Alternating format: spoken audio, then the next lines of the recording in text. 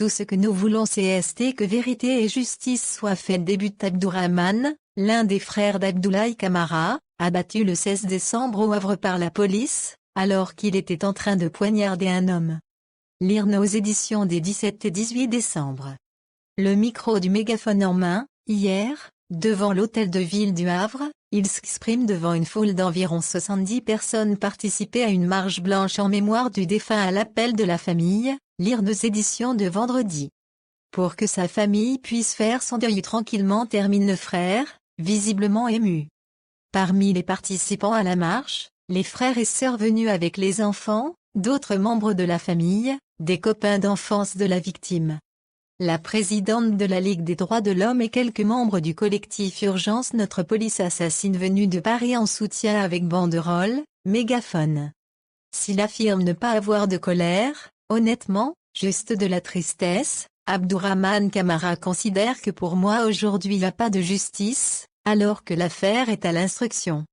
C'est toujours pareil, on sait jamais la vérité, si on la sait, les policiers, note de la rédaction, n'auront aucune sanction, estime un copain de quartier d'Abdoulaye Camara.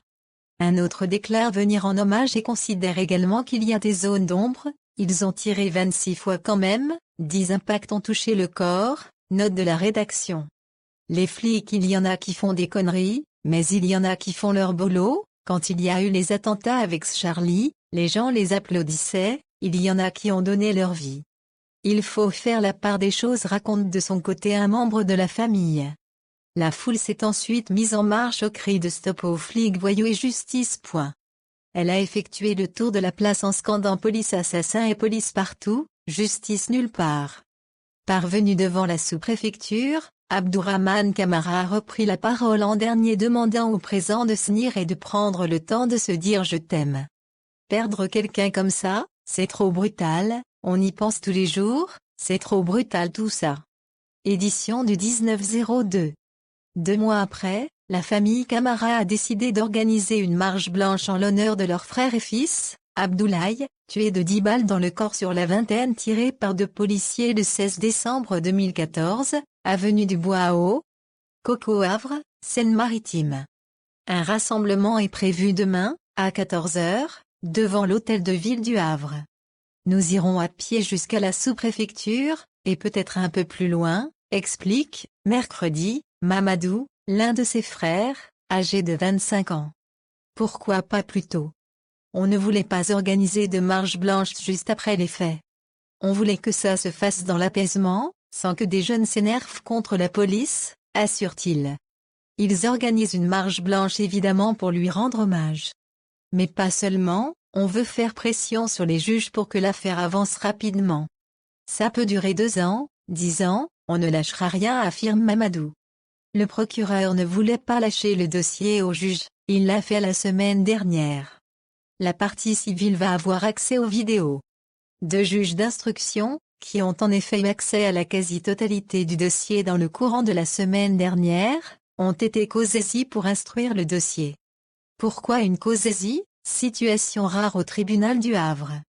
Interrogé, le procureur de la République du tribunal de grande instance du Havre, Francis Najbar, dit qu'il n'a rien à dire à ce sujet puisque c'est à la discrétion du juge d'instruction. Sans doute parce que l'affaire est sensible puisqu'elle touche à la police.